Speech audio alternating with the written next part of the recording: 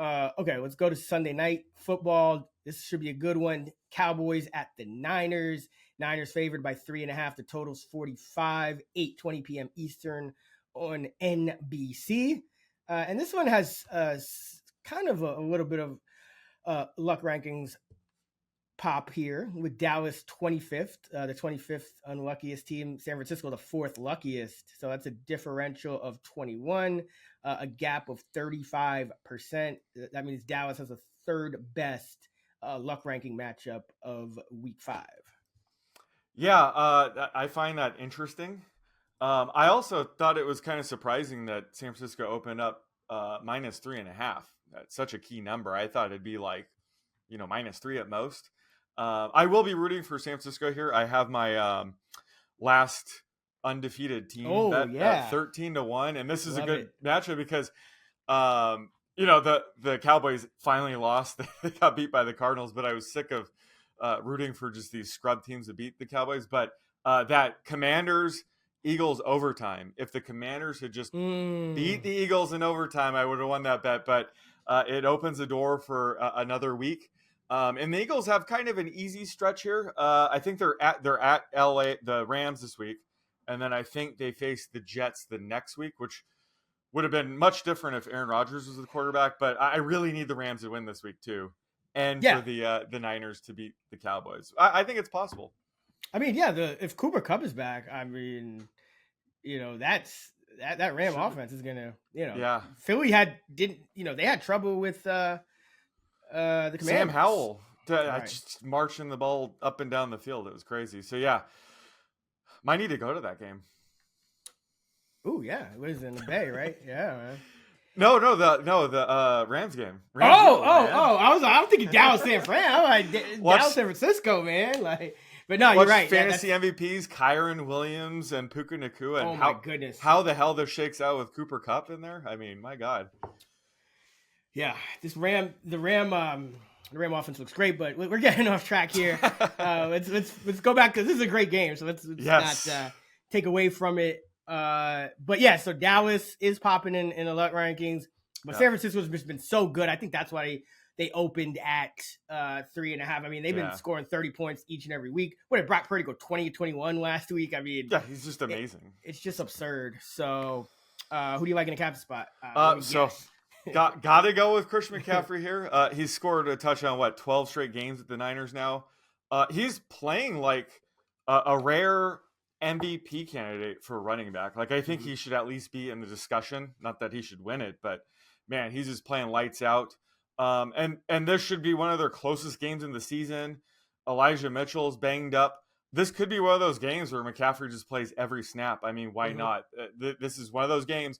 This is why, I was kind of confused why the Niners weren't getting Mitchell or other guys more work when they were kind of blowing teams out. It's because you want to save McCaffrey for these spots. So, the Cowboys are a really good defense, obviously. They rank first in DVOA against the pass, but only 12th against the run. So I think this is a spot where, despite the tougher matchup, McCaffrey should still have a big game.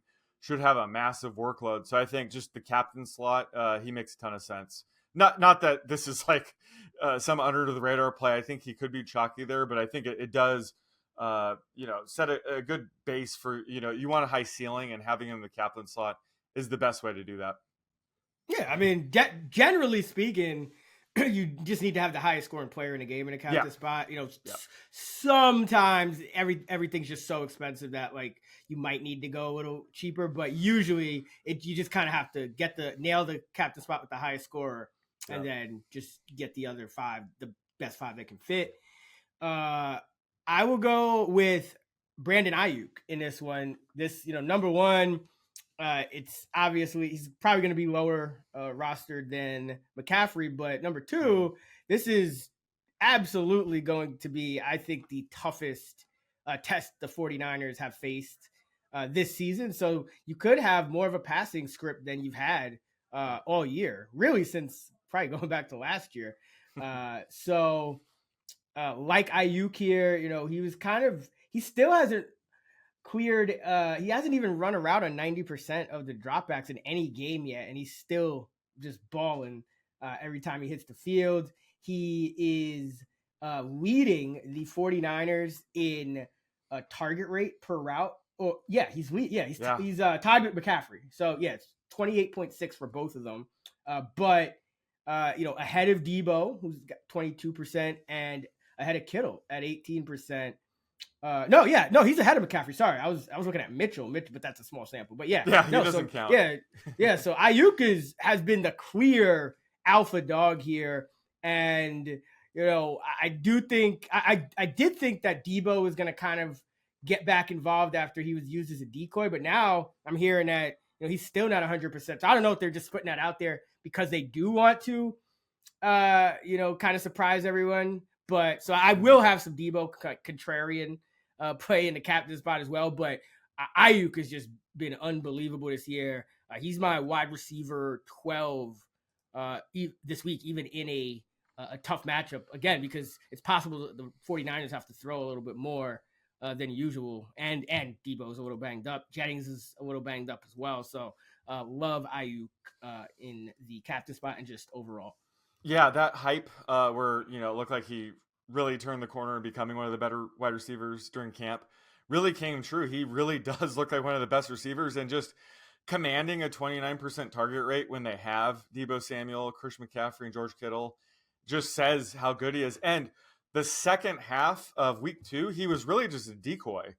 So he's only really played 2.5 games with those guys. And if you look at the second half of that game, he was just out there running routes. I don't think he saw a target in the second half.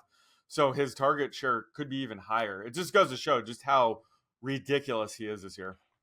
Yeah, I mean, all these Niners, I mean, even like that game Debo before he got hurt against the Giants, when he had like what, double-digit targets by the half. I mean, just everyone on this team is just looking amazing. Who do you like for value? So I'll go with the other running back here, and that's Tony Pollard.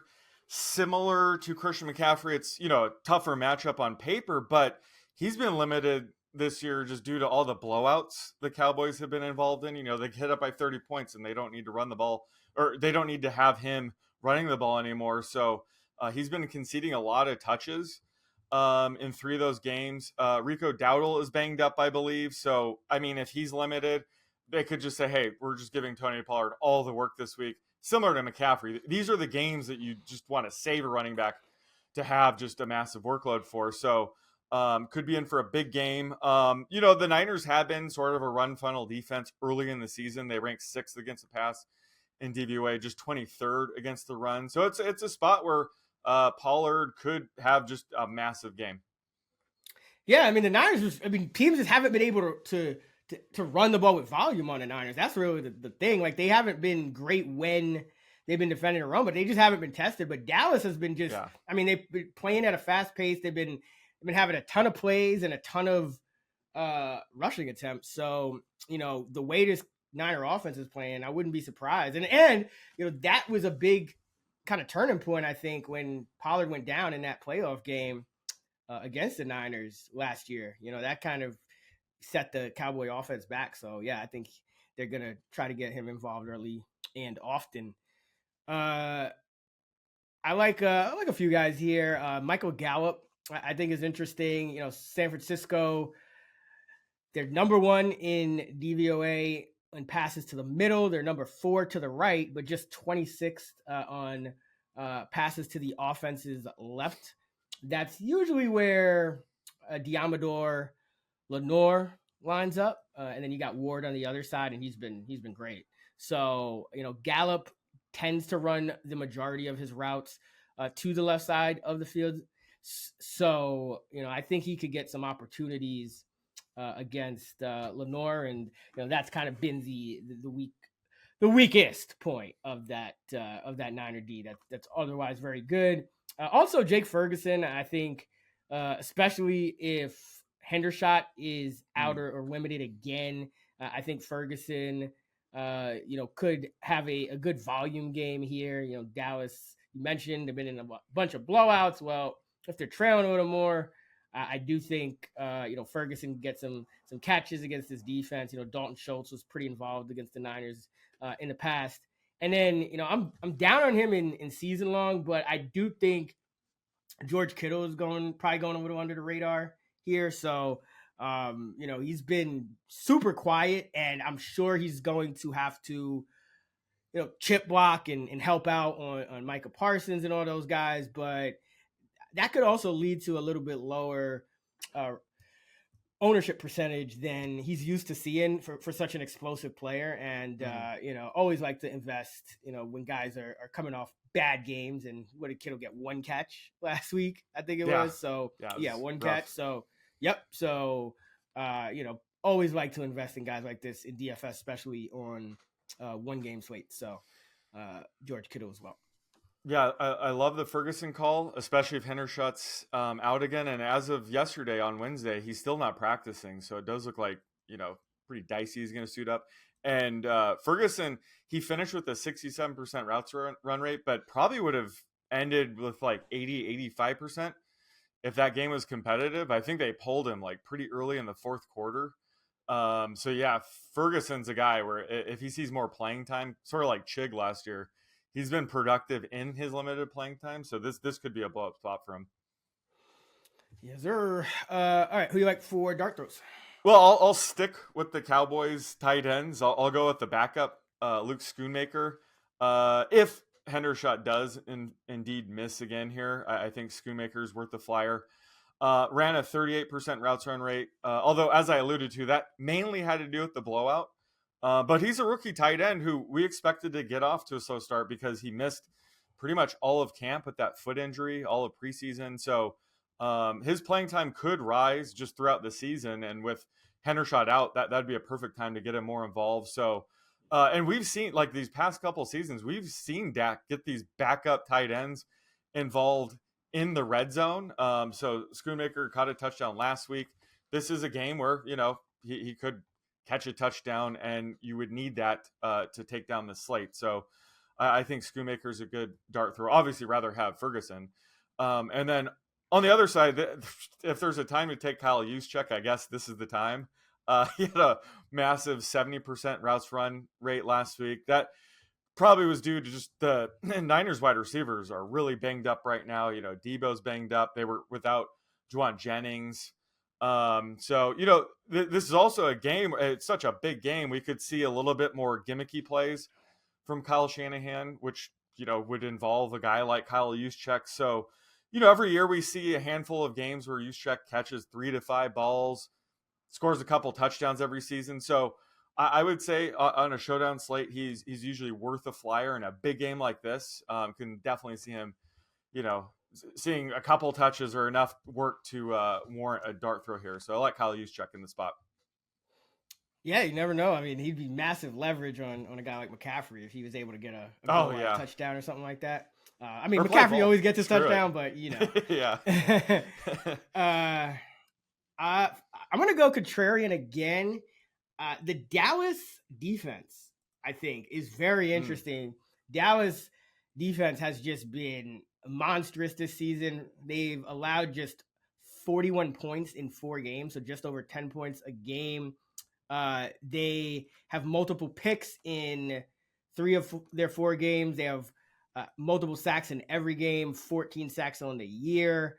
They have 3 defensive touchdowns already. So even if San Francisco, plays well for the most part on offense, Dallas could just wreak so much havoc with their defense that I could see them, forcing a mistake, a rare mistake for Purdy, and potentially getting in the end zone. And on a 1-game slate, that would then become necessary to roster them. So like the Cowboys, and they're popping in a luck ranking. So Nice. maybe some value there as well from a game script perspective. And on the Niners side, Jordan Mason, if Elijah Mitchell is out again, which it looks like he may be, still hasn't returned to practice.